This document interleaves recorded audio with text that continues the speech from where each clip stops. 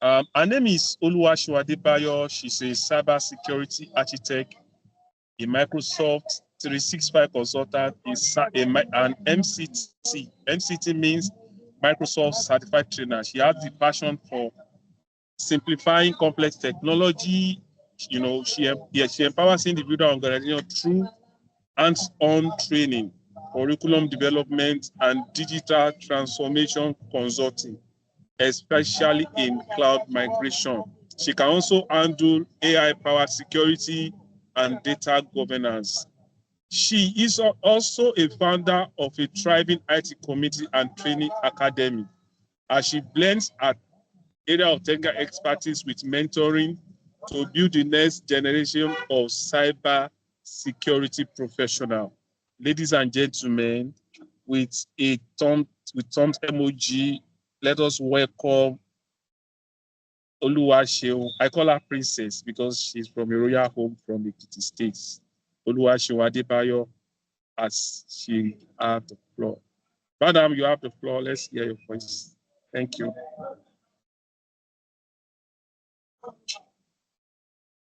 You are muted. If you are talking, you are still muted. Your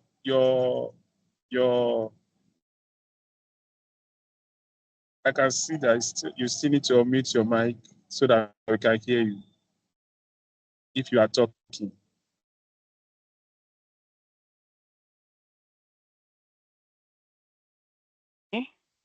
Hello, okay. Can you hear me? Loud and clear. I can hear you now. I can hear you. Okay. Good afternoon, good morning, good evening, or I just say greetings to everyone for being here today. It's a privilege to be taking the technical aspects of this session today, and I'm impressed by the turnout of participants. And I want to believe, as the moderator has mentioned, that this is the 4th session, so 3 sessions has passed already, and we must have been finding this project or program interesting. So I'm applauding everyone that have been participating. I'm giving kudos to you because it's not easy, to be punctual. Today, I will be diving into the foundational concepts of data governance and how Microsoft Purview integrates with Microsoft Fabric to help our organization manage, classify, and protect its data effectively. So by the end of this session, we should be able to understand some key governance principles and have some basic workaround experience with the Microsoft Purview portal in its entirety. So before I share my screen, I would like us to signify by giving a thumbs up if any one of us have access to Microsoft Azure or Microsoft Purview or Microsoft Fabric. But I'm going to be focusing more on Microsoft Purview. If you have access to Microsoft Purview, can you give a thumbs up?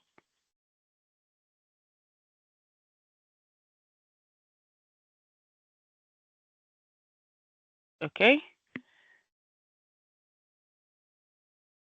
I'm still looking out for more hands up.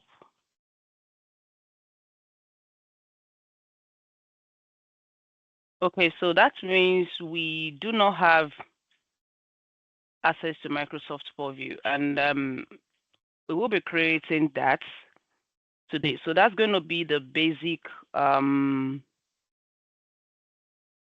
hands-on that we would be having in today's session. So once again, let me reintroduce myself. The moderator has done a great job in doing that, but I will just capture that real quick.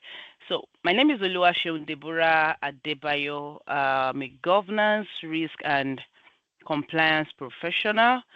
I'm also certified in helping organizations to integrate artificial intelligence solution, and I'm a Microsoft certified trainer. So what we are going to be discussing, because it's a discussion today, is data governance with Microsoft Fabric Purview. So basically, we'll be looking into three basic objectives. We'll define and explain the principles of data governance. We would understand Microsoft Hello. Purview capability. Hello. Hello, Can you I'm hear here. me? Yes, I can. Yes. Sorry. Can you project your slides? Can you put Yes, it? I did that already. No, we can still see the other side. It's not yet projected here. Oh, okay. Let me stop sharing and reshare. I did that already.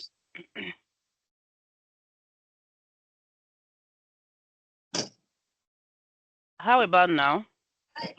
We can still see the other side of the slides. There is a button, I think second or third, that will make the project so we can only see the objective. We don't need to see all other slides that are by the right hand side. Okay, yes, Edit mode. I get. I had to do it like that for my own convenience. Okay.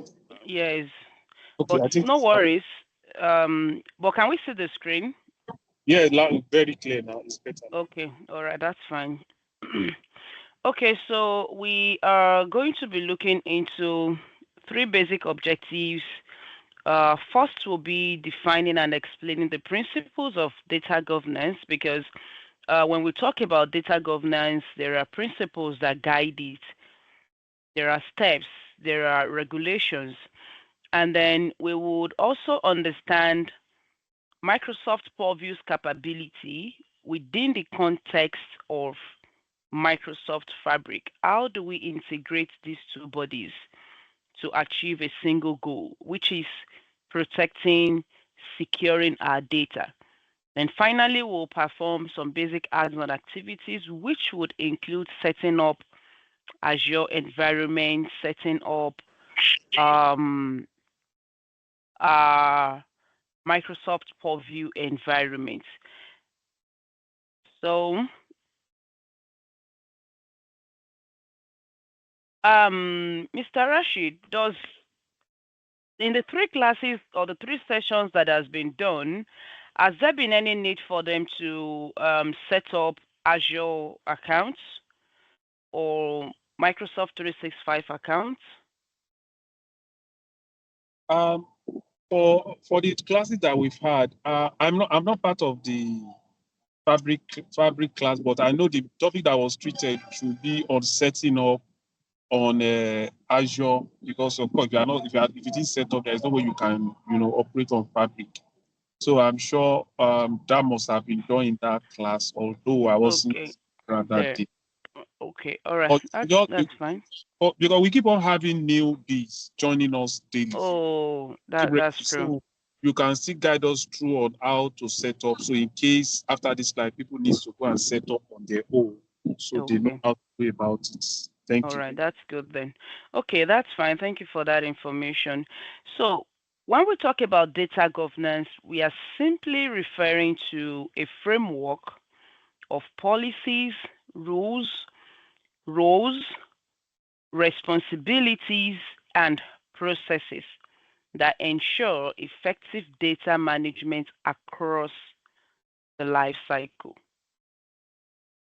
Policy is a set of rules.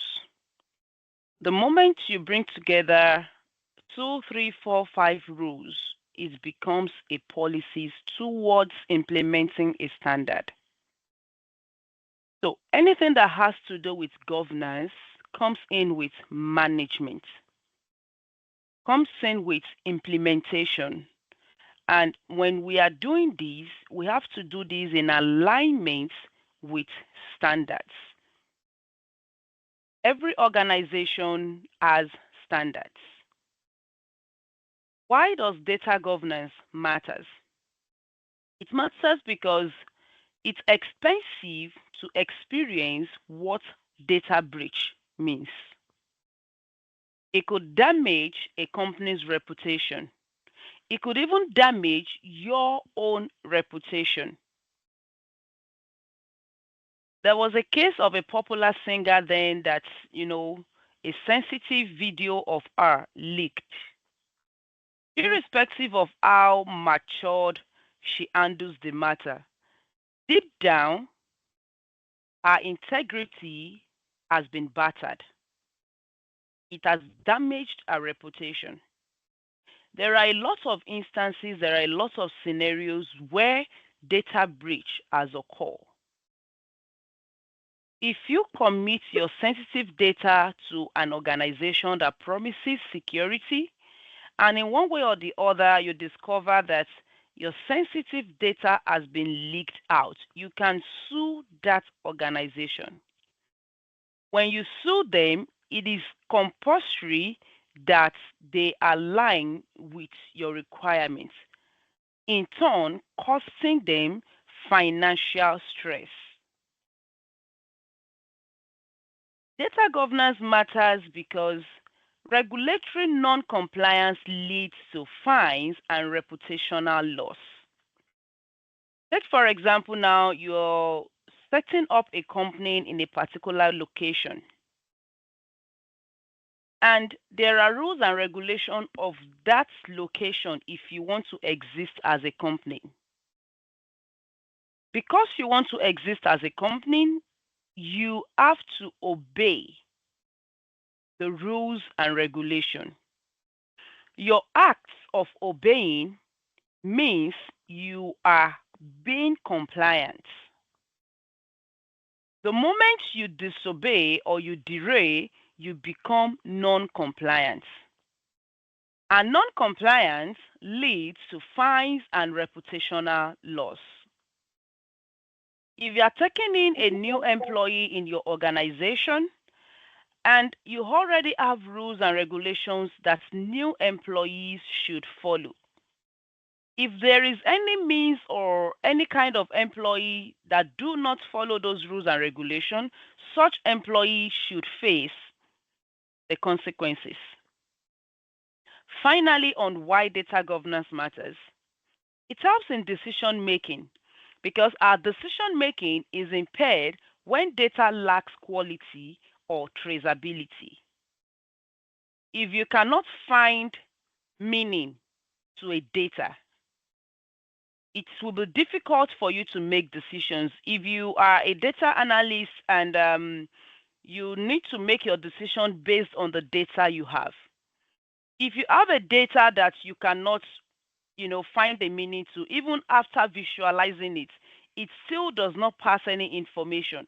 It will be difficult for you to come to a conclusion on what that data is speaking, and that will definitely impact your decision making. So these are the basic key reasons why it is important for us to govern data. So what are the core principles of data governance? One of which is data stewardship.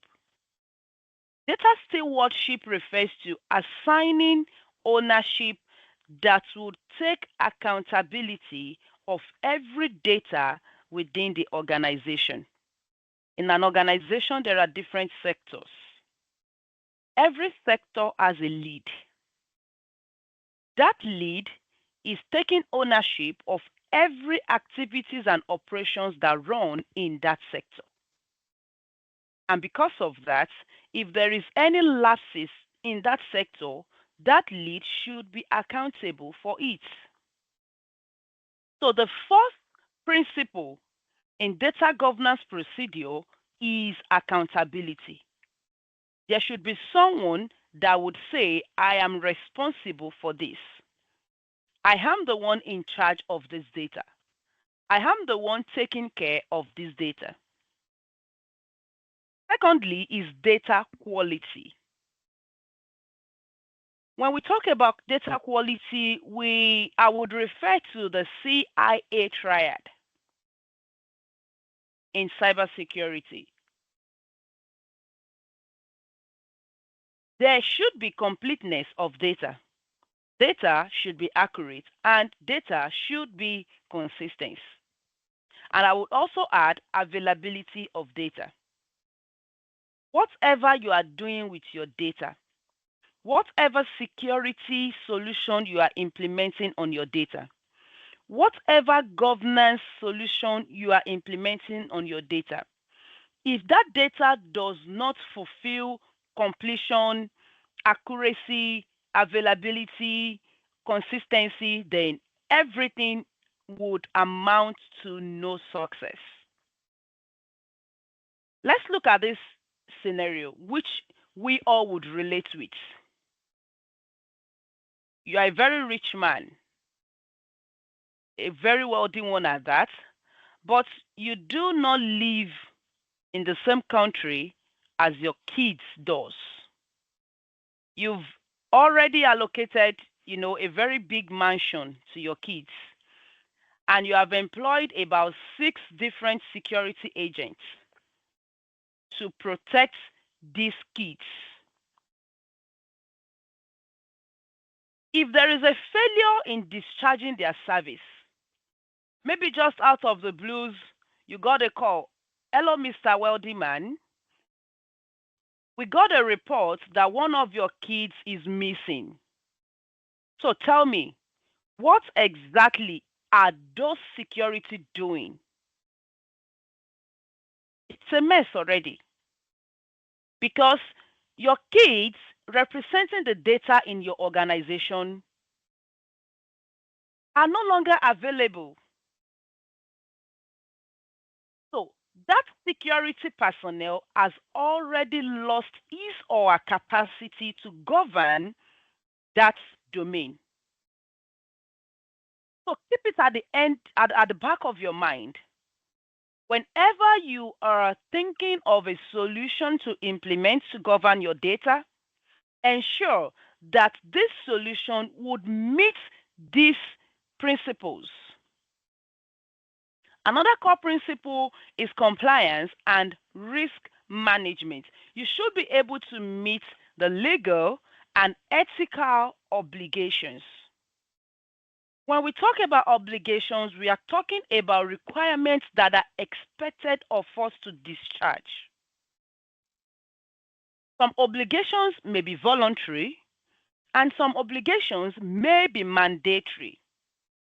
Voluntary obligations are obligations that there are no regulations imposing them on you, but out of your own reasonability, you feel like, okay, this is something I should do. This is a service I should render. So when you are implementing a data governance solution, it should meet the legal obligation and the ethical obligation of data governance. And finally, on the core principles, we should be able to understand the source of those data, how it can be transformed, and the usage of those data. If the data were in their raw state before, and then you've transformed them into a different form for your own use, all of those processes should be recorded. So these are the core principles of data governance. In case you have questions, I won't be able to see you raising your hand now. I will let what you know I if there would, is. all right, I will okay, let that's good. you know. That's good. So this is a discussion or a question to make us engage. Can anyone share with me a time when a lack of data governance impacted a business outcome or compliance? I've already explained what data governance is. And your ability to be able to relate this would help you flow perfectly with this session. There is a scenario sample that I've recorded here. A healthcare provider that failed to classify medical records, exposing sensitive patient data during a cloud migration. The regulations for this particular activities are the IPA framework. So, in summary, this particular healthcare provider has already compromised and violated the IPA rules. So, in this scenario, what do you think could be the fine? Although the fine is going to be defined by the IPA management, it depends on what they already defined in their policy. Now, this is a scenario sample, but I would want us, anyone who is willing to contribute, should unmute and tell us, give us a different scenario apart from this healthcare provider. I've only mentioned that so that, we can understand what I expect us to mention when we are contributing. So in 2 minutes, I want someone to share with me. Maybe you've heard of it or you read about it or it's your personal experience when a lack of data governance has impacted a business outcome or the compliance of that business. I'll be giving 2 minutes to whosoever that will be contributing.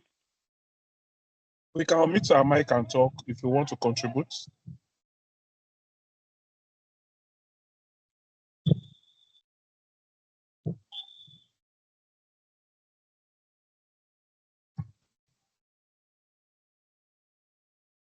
Just 2 minutes.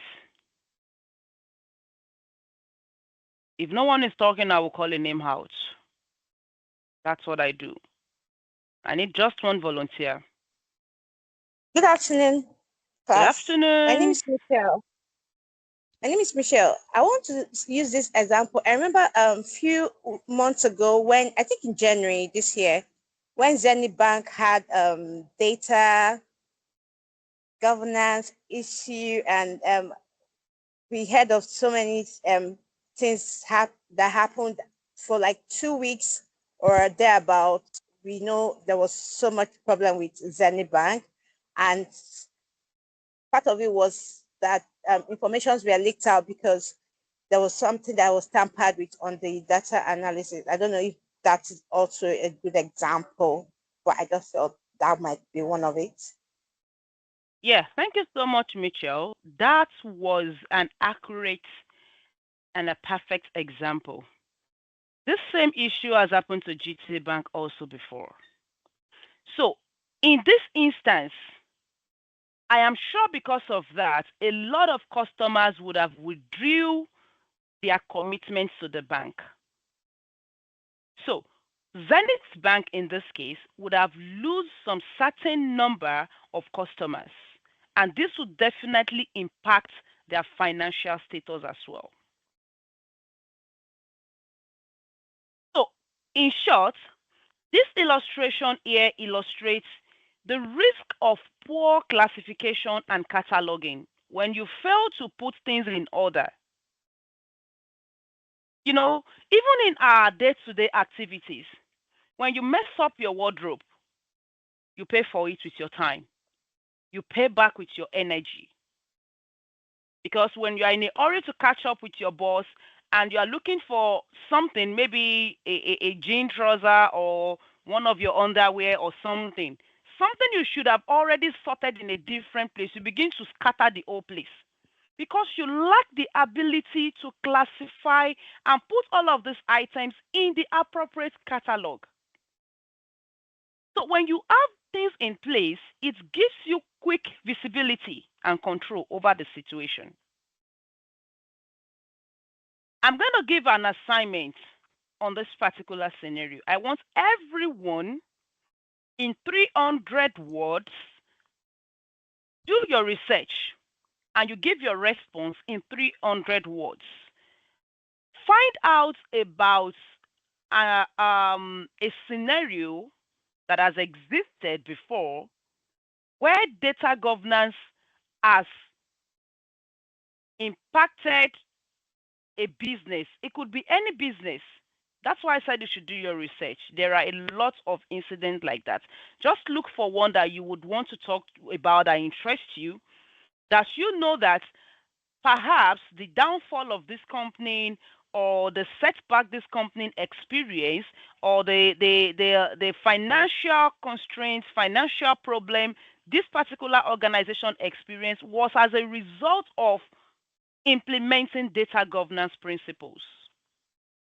That is the first assignment. When you are done with that assignment, send them to Mr. Rashid. It will get them across to me. That is number one assignment. Okay, and that will make me to know that you actually understand what data governance is.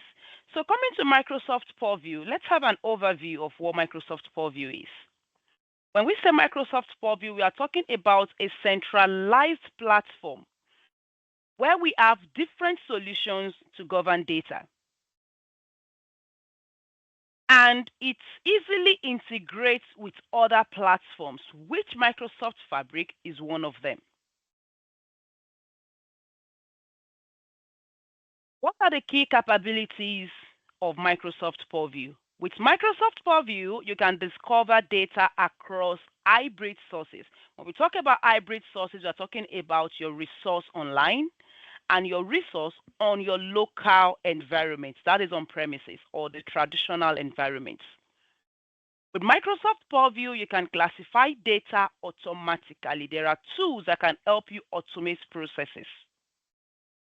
With Microsoft Purview, you can apply sensitivity labels. With sensitivity labels, you can track the movements of data from the sender to the recipient. You can control how data are being shared within and without your organization. With Microsoft Purview, you can visualize data lineage using different visualization tools. And with Microsoft Purview, you can build a central data catalog. These are few of touch points or data sources that we can integrate with Microsoft Purview. So when we talk about data sources, we are talking about platforms where we can collect data from. Because what all of these capabilities here are going to be implemented on data. So how do you get this data into Purview for you to implement these solutions on them? Where do you get this data from? So the answer to that where is what we have here. This is just a few of them. Azure Synapse, Power BI, OneLake, Defender for Cloud, and more. What is data cataloging? Data cataloging in Microsoft Fabric Purview involves connecting to different data sources. When we talk about catalog, I would like to similarize it with our gallery. We all have gallery on our mobile devices. That is what catalog looks like. So when you connect to different data sources and automatically you can discover, you can organize, you can classify data assets, you are simply cataloging your data in just a layman's explanation. That is what, so when you're hearing about data cataloging, that is what it simply means. Forget about that big technical grammar. I love to, break down all these big grammars to what we can easily relate with. So when you are initiating a data cataloging process, what is the first thing you need to do? You need a source. You need to connect to a data source, which could be Azure SQL, OneLake, or your local file system. After a successful data source connection, you run a scan. Running a scan will help you to discover data sets, tables, files, or objects. Then you populate the data catalog to discover assets that are automatically added to the central catalog. Once you are done with the population, the next thing to do is to classify these assets you discovered in the previous step. Now, you can classify them using custom classification, or you classify them using inbuilt classification. PII means personal identifiable information, and it is relative. When we are talking about a healthcare, the data a healthcare provider would classify as PII would be different from the data a financial institution will classify as PII. That's the reason why the first thing you need to do is to have a data source. Know your data. What data are you working with? If you don't know the data you are working with, there is no way you can deploy or implement solutions to govern or protect it. Then finally, you label, add tags to those assets. Let us know their sensitivity level. So that is all what data cataloging process is about. So when we talk about metadata, how do we generate metadata? In Microsoft Purview, it is generated through automated scanning. Don't forget, scanning is one of the process of data cataloging. That's the second stage. We have different kinds of metadata. We have technical metadata, which are extracted directly from the source, like your schema name, column types, data size, creation date, creation time, date. Okay, I've mentioned data size, data type, or file types. All of these are technical metadata. Business metadata could be the description of the data. Maybe it's a data about a patient's health history, or a data about a customer transaction history, the business owner, maybe the business email address, domain, phone number. These are business metadata. Operational metadata includes the lineage, the scan history, the access pattern, while sensitivity metadata are tagged as being confidential. Those are the labels that you append to your data. We will find metadata in the catalog interface, and there we can enable the search, the data lineage, and also impact analysis. So what's the real world use of Purview in general? The data compliance teams uses Purview to demonstrate regulatory compliance, and the BI, which are the Power BI teams, they use the cataloged metadata to find trusted data sources. These are just 0.0000001% of the real world use of Microsoft Purview. Because as long as you work with data, you need a Purview in your life. Irrespective of what data you work with, irrespective of, what domain you work with. Yesterday, I was at the hospital for checkup, and then that was my first visit to the hospital, and I saw how organized they were.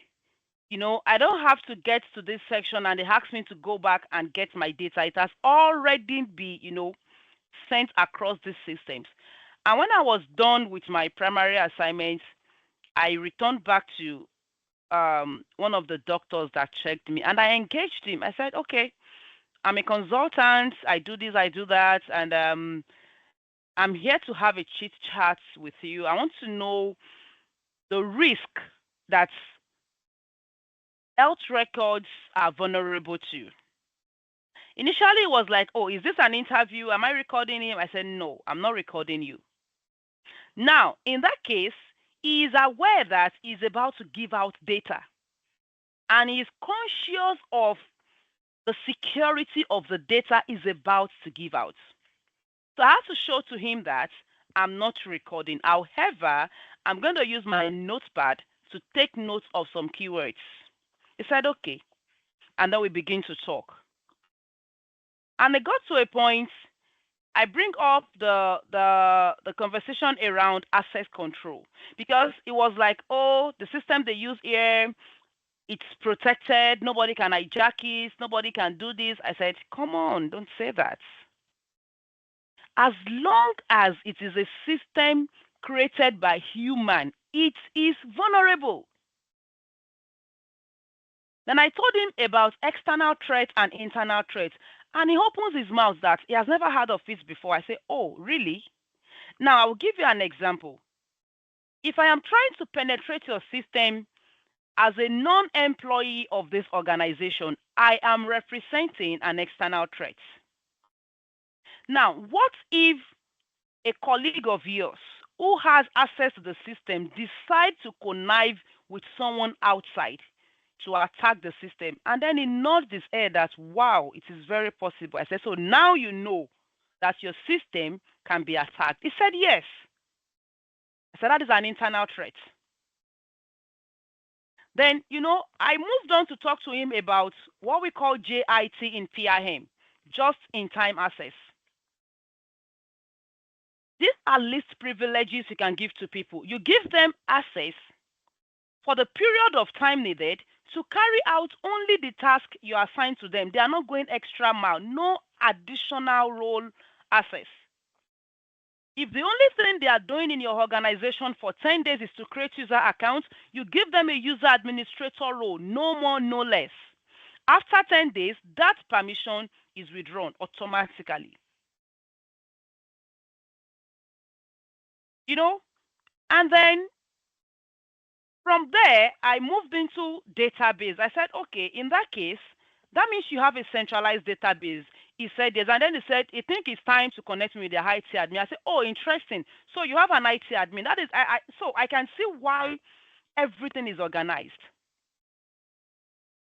Then I had to meet with the IT admin, and then we started gisting. Oh, okay, so do you have a backup for your database? What if this happened? What if there's an incident? How do you intend to continue business? How do you intend to, recover from the disaster? And the guy was like, oh, because of costs, they cannot afford Azure, they cannot afford M365 solutions, so they are using an ERP system. I said, okay, so does that ERP automatically, give you a backup? How do you do all of these things? Oh, he said they use division of labor. So when a patient comes in, records his or her data, it's passed on to the next office, they verify, they record, all of that. Well, I said, fine. But we all know there is a solution that can help them do that better. So what am I saying in essence here? As long as you work with data, it doesn't matter what data you work with, you need a Purview, because Purview is a centralized solution platform. It gives you the tool to catalog your data, to manage your data, to govern your data, to apply labels on your data, to monitor the move, to do everything. To monitor your data life cycle from the time that data was created, to see how the data is being used till the end life of that data. So tell me why you don't need a Purview in your life. Everybody needs a Purview. Good. All right, so we move on. And this is also another engagement discussion for us. What business functions in your organization do you think would benefit from a centralized data catalog, or do I say from Microsoft Purview solution? So who is going to tell us something about that? Or I call a name. We have 2 minutes.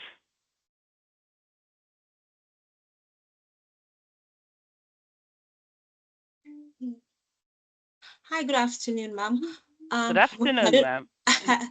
Yeah, I don't know if I'm answering it correct. I'm answering the question correctly, but there is no wrong answer. So I'm in an energy industry, and we are big on data protection. So I would say the customers' details, like their names, date of birth, phone number, email addresses. That's my answer. I don't know. So I believe we actually need to ensure that these details are being protected and ensure that we are not passing this to third parties. Perfect. Sure. So if your organization has such data, definitely you need a centralized data catalog. Mr. Abiti Isaac, yes, you can unmute and tell us. Thank you. I didn't catch the name of the previous responder. What's your name again? My name is I missed it. Caroline Ma. Caroline. Thank you so much, Caroline, for your contribution. So I want Mr. Isaac to contribute as well. Okay, good afternoon. Good afternoon, sir. I work in the academic sector, the educational sector. For example, creating a database where we have students' results. It can be accessed remotely from different locations instead of from a central point. The parents can access the results using a login details, accessing the database or the catalog to get the results they want. Good, good. So that's another business function that would be benefiting from centralized data catalog. So to save our time, this is going to be the second assignment. So you all write out in 150 words what business function in your organization would benefit from centralized data catalog. Tell us about the data they work with. Tell us about how you think data catalog can be a tool for them to explore. Hello. Hello. Yes, can you hear me? Okay, so there is a question in the chat room that is asking that you are only referring to businesses. What about government or military or health? Does it mean that they too cannot face the same challenge? Okay, so when I talk about business, I'm talking in general terms. And that was why I mentioned that as long as you work with data, irrespective of the kind of data. So by me mentioning the kind of data, I already captured all of the sectors: military, civilian, ministry, government, non-profit organization, profit organization, institution, banks, hospitals, name it. Every sector that works with data, irrespective of the kind of data you work with, you need data governance solution implementation. You need data cataloging. You need Purview solutions. Does that answer your question, Mr. or Mrs. Vic?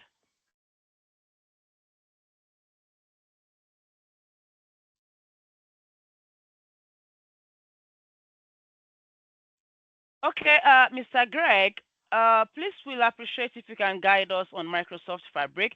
So the scope of my session on this program is to guide you on how to protect data on Microsoft Fabric, not taking you through the intensive Microsoft Fabric itself. But if you need an intensive section on Microsoft Fabric, please reach out to the organizers of the program and we'll talk about that. But for the scope of this, more of what we are going to be doing is on Microsoft Purview, because we don't have data governance solution on Fabric. We have it on Purview. So we are going to see how we can integrate that solution on Fabric data. So that is what we are doing throughout the 6 Saturdays on this program. Do I answer your question, or have I provided more clarity, Mr. Greg? Yeah, thank you very much. I'm okay. Perfect. All right, thank you. Okay, so there is a hands-on on this session, but we are going to be taking this hands-on in the next class.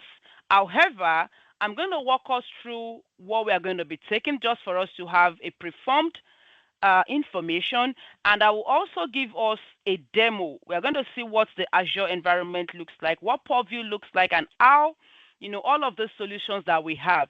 So after this session today, I'm going to speak with the organizers. We should find a way to make sure everyone has an account so that we can also have the hands-on experience from next week. So next week, we are going to be talking about how to set up Microsoft Purview. So before next class, everyone should already have their tenant set up. That's the Microsoft 365 and Azure When they say account set before up. next class, you have your tenant something tenant. Yes. Please, can you mute if you are not talking? Hello, ma. Can you hear me? You're not. Yes, I can. I also want to add that if there is any assignment that you can give, before the next class now, we're still going to have a 3 weeks, 3 weeks in between, before our Yes, next. there are 2 assignments already. Want to There are keep 2 assignments. Yeah, there are 2 assignments already, and the third one is going to be for them to set up M365 tenants and Azure accounts. Thank you for that. Yes. So once they have that in place, then we can kick in this lab environment, because without the tenants, we can't set up Purview. But I'm going to show them everything that we're going to be doing just to prepare their mind ahead of the next class. So there are 2 assignments on ground now. The third one is going to be setting up Azure and setting up the M365 tenants. So next week, we'll be setting up Microsoft Purview by creating a Purview account through the Azure portal, and also providing all of these steps, providing name, region, resource group, assigning roles. They are all included in the Microsoft Purview account setup. So they are just steps. So after that, we are going to connect to a data source. Remember, I told you the process of data cataloging, you need a data source. So there are different data sources which we are going to explore, right? These are the steps included in connecting to a data source. Next, we will scan and classify data. And after that, we'll be exploring our metadata and lineage. So throughout next week, it's going to be strictly hands-on. So make sure you have the tools ready. All right.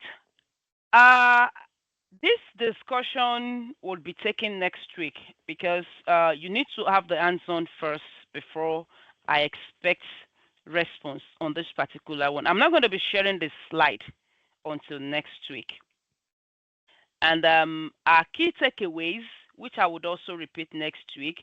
So specifically, if you are planning to take the MS102 certification, I would encourage you to take this session serious, because it's one of the skills that is required and it's going to help you a long way. So we have learned about the importance of data governance as being essential for security compliance and data value, and how Microsoft Purview supports governance at scale. Before we go on, Mr. Rashid, do you want to say something? Yeah, I know that you are already rounding up, but before you conclude, there's something we normally do because of our record. So I want to. Well, I've not rounded up yet. That's the feedback. I want to take them through the demo of Microsoft Purview first. I want to show them what it looks like. So that's going to be the final lab. So after that, then Okay. you can come in. Yes. So So can you still see my screen? You should be seeing Microsoft 365 Admin Center. If that's what you're saying, can you give a thumbs up?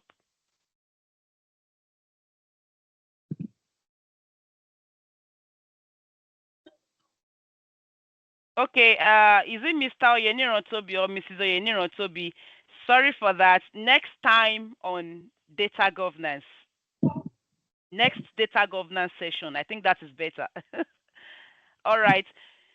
So this is the Microsoft 365 Admin Center. I'm saying the Admin Center because I am the admin. And also, you would also be seeing the Admin Center after setting up your tenants. Alternatively, it depends on what tenant you would be deploying. You may have a user role, which would enable you to carry out your lab, or you may have an admin role. It depends on what role you'll be given to, depending on how the tenant will be set up. So this is what you will be setting up, and the Azure environment. So from this tenant here, from Show All, we would have access to the Microsoft Purview Admin Center. We can have access to it from here, and we can also have access to it from the Azure environment. So this is my Azure environment. So you're going to be creating your M365 tenants and your Azure accounts. So these are the two tools we'll be working with next session. So this is what the Microsoft Purview environment looks like in Azure. Let me cancel this. Sorry, I was doing something before the class came up. So let me just go to home. So this is Microsoft Purview Portal, and you would see that with your Microsoft Purview Portal, you can connect with other solutions, which Fabric is one of them. Defender, Microsoft Entra, Microsoft Priva, Microsoft Service Trust, and Microsoft Fabric. So these are all the solutions. But for the scope of this session, we'll be working more with the data map. We'll be working more with the data map. So connecting data sources, this is where we are going to be connecting our data sources. And from source management, you have scan rule sets, pattern rules, integration runtimes, credentials, connections, and more. So let me not buzz us with so many technical jargon, because we are yet to have that environment live on our hand.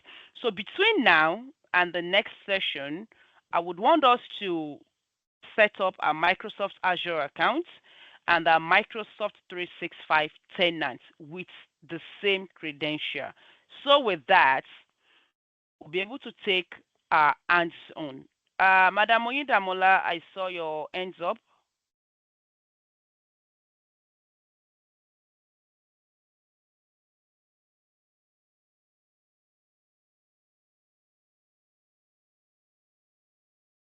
Oh, sorry, it was a mistake. Oh, it's a mister. Okay, all right. No problem.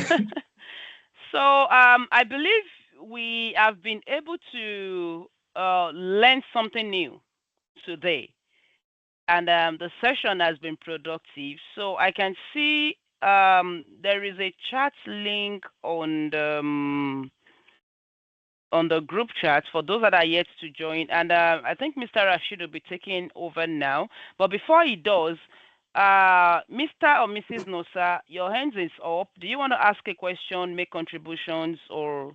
Yes, Please, sorry, okay. thank you, Ma. It's a mister. You wanted to ask a question. I think I put it on the chat. please, So you Okay. talked about tenant. please. What's the Microsoft tenant? So I need to. I don't. So it's been. I'm hearing the term Microsoft. Okay. What's the Tenant. Can you Microsoft please? tenant? Hello, hello, please. We can hear you, sir. Okay, please hold on before you attend to that question. I think it will be better we attend to all the questions at once. There are a Okay. couple of questions in the chat room too. So let me quickly say this. So to everybody on this call, if you know that today is the first time you are joining our session, I just dropped the WhatsApp link into the chat room. Just navigate to chats on that Teams and you will see WhatsApp link. Just click on it. The admin will be waiting to take you into the group so that you can keep up with other information as our classes then there is another question that has to speak to the fact that how do you all the assignments. So this assignment will be documented. The three of them, the step by step, how you need to set up the data cover. Everything will be ready on the WhatsApp group. That is 2. Then 3, well, I need everybody to go to the chat room now. I just dropped a link to, it's a feedback form. It's not, you don't need to put your name, you don't need to put your phone number. We just want your candid opinion about this session. How do you feel? We need to rate our speaker. Did she speak well? Okay, as a community, what are we doing right? What are we not doing right? Because some people's opinion concerning feedback was what started this session that we are having now, this 6-month session. So your own opinion too can back something bigger. And so I need everybody to go to that chat room now. It is a real-time thing. If you feel it, please drop down on the group. If you don't feel it, we will know. Because without it, we can't. I have to hold on so that we can take this, the question. So please, let's quickly do that, class. Let's quickly do that. Let's quickly do that. We are waiting for everyone, please. Waiting.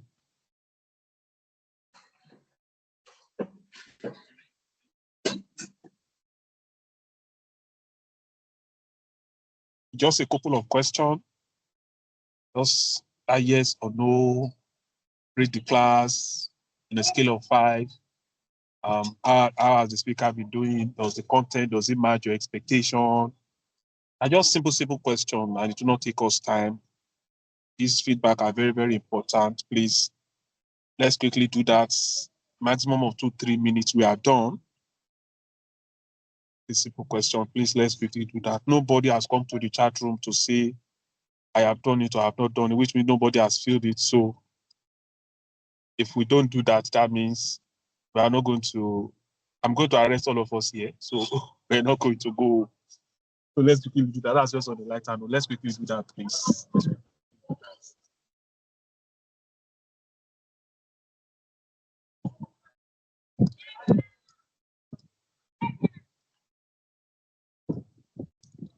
If you know that you have filled it and you have submitted, okay, thank you, Caroline. That's beautiful.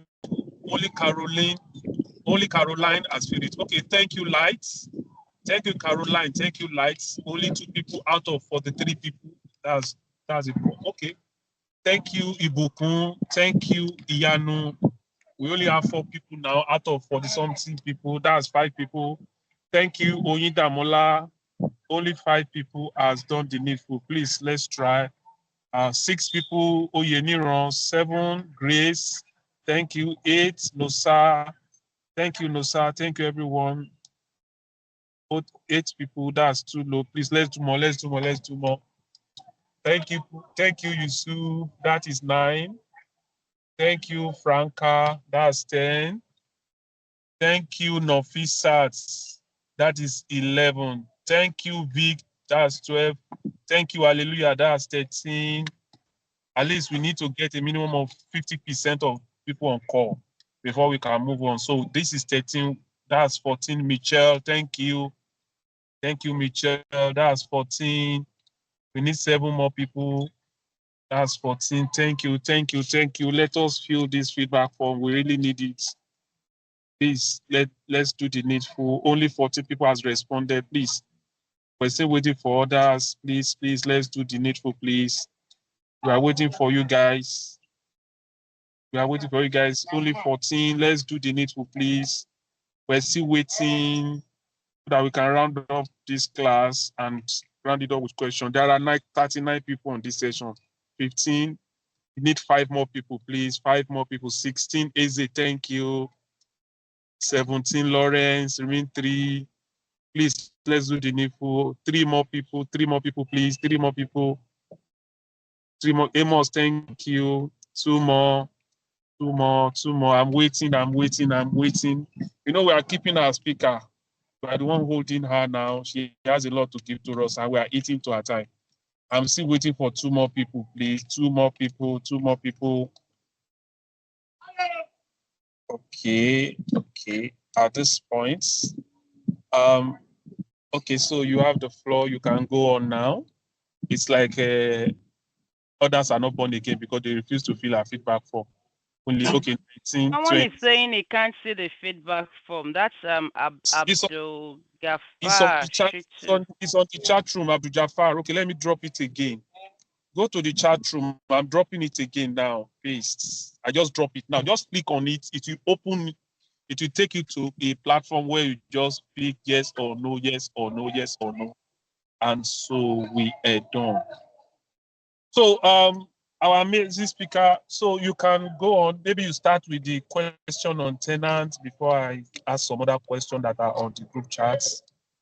So Okay, so when we talk about Microsoft 365 tenants, I would liken it to a building that has several rooms where you can carry out several operations. However, you need access. You need a key to that building.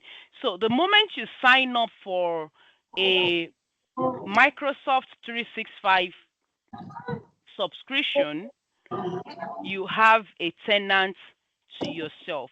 So when organizations deploy a tenant, they deploy it for so many reasons, one of which is to manage their user accounts. You know, it's just like you have a phone book. When you have a phone book, it collects the phone numbers of all your contacts. And there you can look up different user information. So that is exactly what tenant does. You have the list of all employees' user emails, their accounts, their mailboxes. You can assign license. You can manage their access. You know, you can do a lot of activities on your tenants. You know, there are Microsoft 365 tenant administration is a different course on its own. If your job delivery needs that skill, you can reach out to the management. We'll talk about how to get that training across to you. But for the purpose and scope of this current session going on, we will only be working with Microsoft Purview, Azure, on how that can protect data in Microsoft Fabric. So there will be a step-by-step guide that I will drop that in the chat. So that will help you to set up your Azure environment and your tenants. However, there might be a possibility of the management creating an account. So all you will just be having is your sign-in credentials, and then you'll be signing in. But we'll discuss that, and whatever we arrive at, that information will be passed on to the group. So make sure you are in that WhatsApp group so that you don't miss out on that information. You should get a feedback on that information. This is Saturday. Let's say by Monday, you should get an information. So then you will know how to get your own tenant or account for the labs. Does that answer the question? Yeah, thanks. Thank you. Okay. All right. Do we have another question again?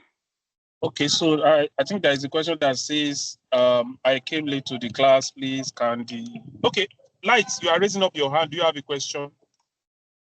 Yes, I have a question. Thank you. I'm a bit confused. The last class we did on Fabric, we're meant to know that if that account we created for Power BI, we can use it for Fabric.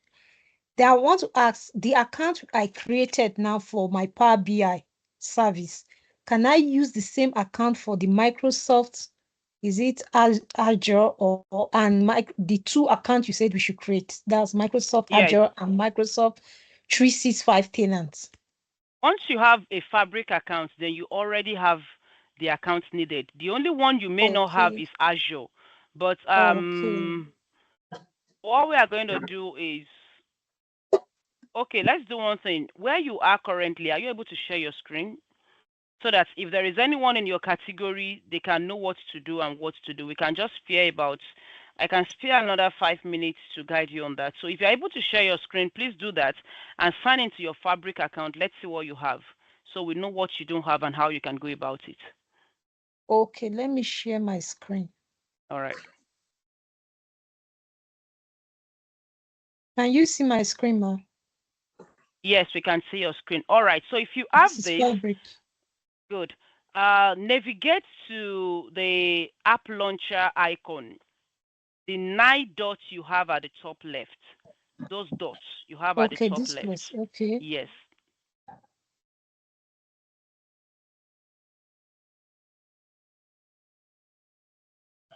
Okay.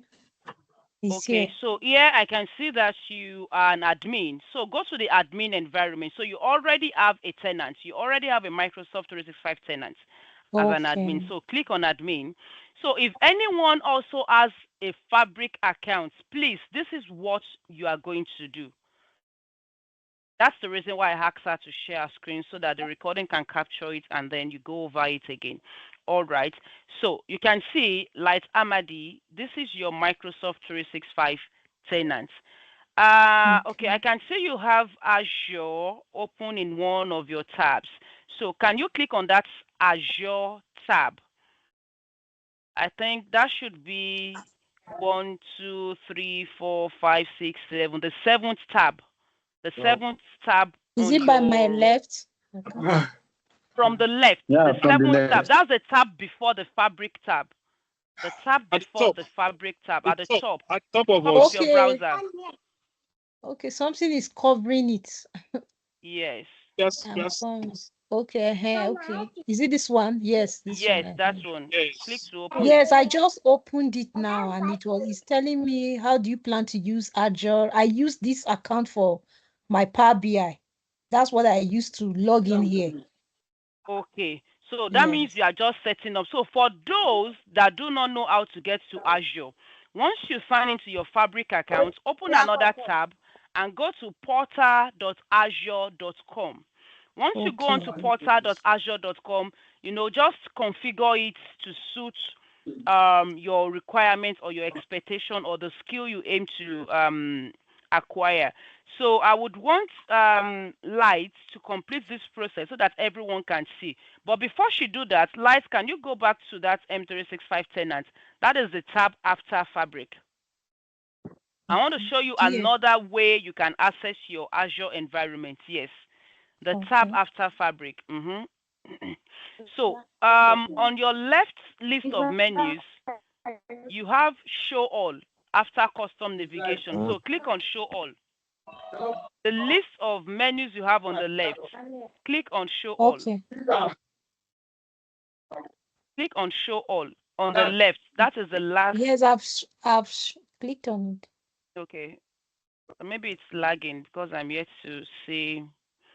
All right. So scroll down. Scroll down. All right. So from here, Light, you can access the Microsoft Purview environment from here. Okay. And you can also access your Azure. So for you to access your Azure, you need to click on All Admin Centers. Okay. Click on All Admin Centers.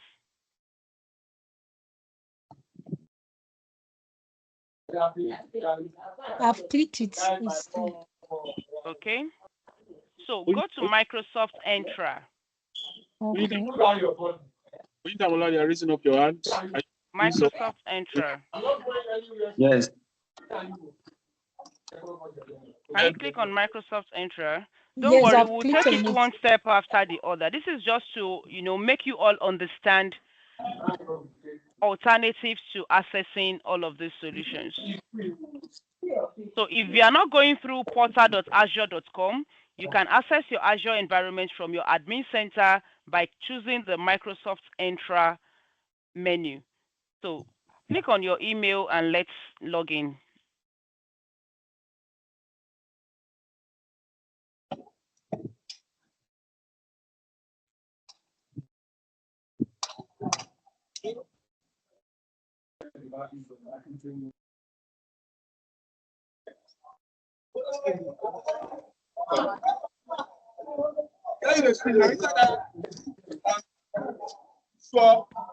Okay, it's here. Yeah. So this is your Microsoft Entra ID environment. Now from here, let's see if you can access Microsoft Purview. on the search field, type Microsoft Purview on the search field. Here, right? On the search field, where you have Yes. search resources, services, and docs. Type Microsoft Purview there. Let's see if you can access Microsoft Purview.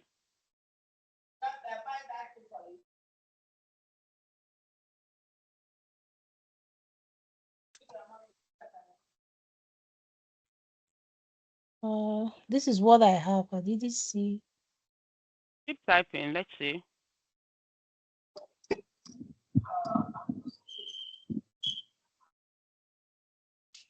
I've typed. I can. Yeah, I can see. So you don't have that here. All right. Okay. So we'll come back to this. But before we come back to this, go back to your Microsoft 365 Admin Center. Let me show you how you can access Purview from your 365 Admin Center. Then we'll return to your Azure portal. That's the one you access from portal.azure.com. All right. So open Purview from under Admin Centers. Open Purview. Just click on Purview from all Admin Centers. That's the menu after your Entra or Security. Okay, this one, Purview. Yes, yes. Microsoft Click on Purview. Purview.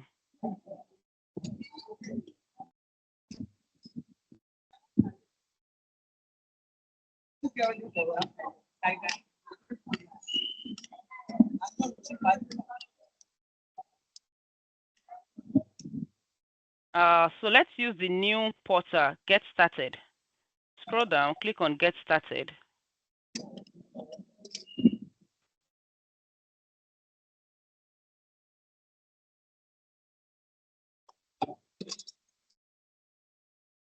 It's here. Perfect. So now, this is your Microsoft Purview environment, okay? You can access it from here. You can also access it from your Azure portal. So let's go access it from Azure portal. Now go back to your Azure portal. So for those of you that already have the Microsoft Fabric, this is how to go about it. So you don't need to set up any new account. But for those that just joined today for the first time, you need to contact the management organizers of this program. Let them guide you on how to set up your Fabric account so you can also have access to this. So from next week, we'll just kickstart our hands-on. So, Madam Light, you can just check these boxes, or you can skip if you want. You can check if you want so that you can complete your Azure configuration. Okay. So I was asking which of the boxes are important to tick. Well, it depends on you. It depends on you. It's your choice. They're only asking you what you want to use the Azure skill for. Okay. So that is for you to answer. It's a personal response. Okay.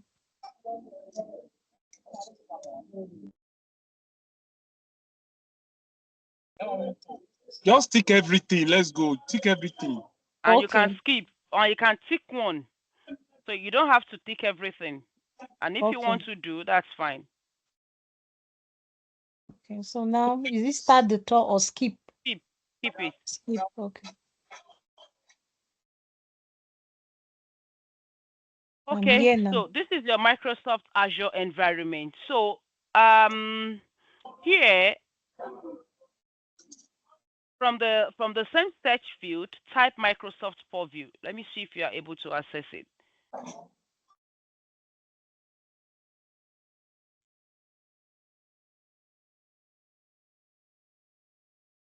Microsoft's Purview, right? Yes. Okay, so click on Microsoft Purview account.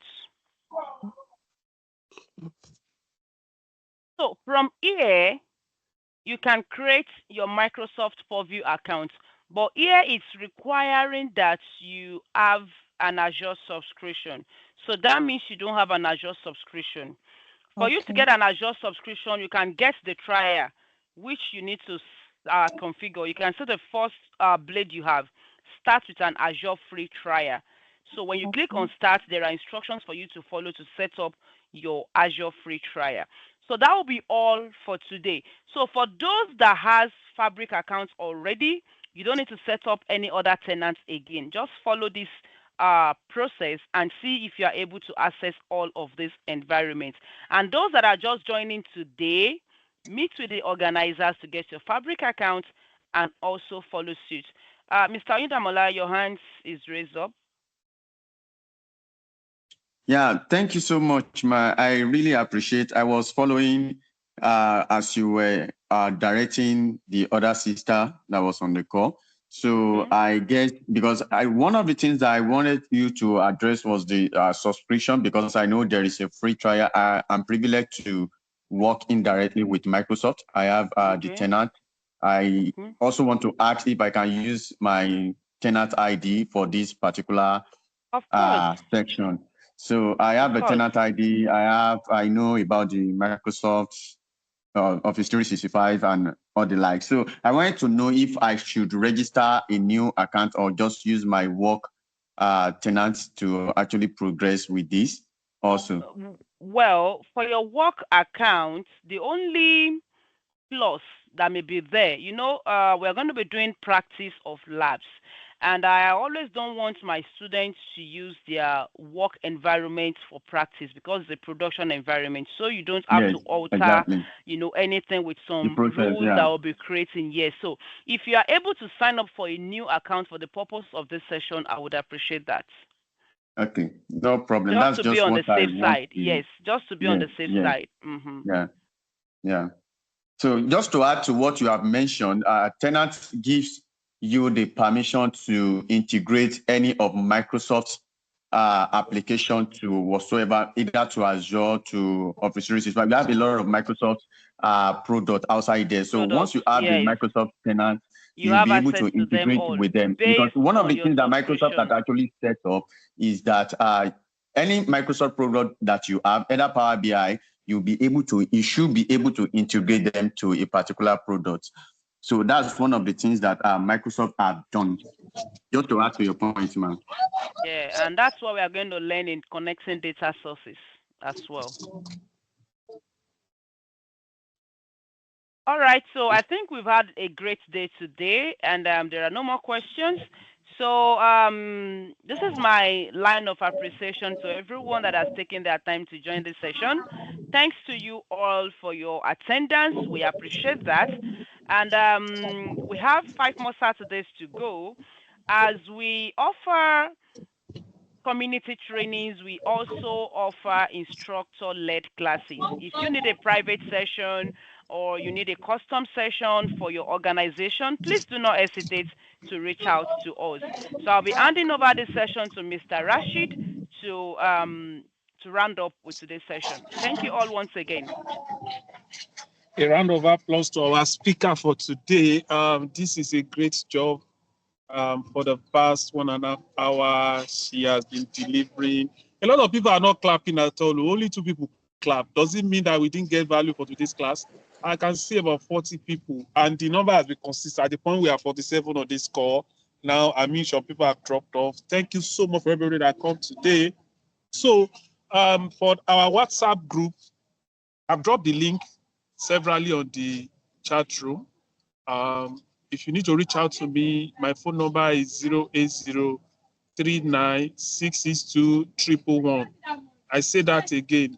If you need to reach out to me, my phone number is 08039662111. If you have not registered for this session, register, because we normally send the link to the meeting directly to people's email addresses and reach out, like the links that we had, the link to our, like some people said they are new to, they came today, they are not part of the session that we've had, the 3 sessions that we've had. So they might need to go and look at those sessions so that when we are moving to the next session, because by God's grace, next month, we are going to Microsoft Excel and Power BI. And we're going to have the founder of this unit, founder of this community. This is an NGO. And what we do is that we have the target of raising data professionals like 5,000 before 2030.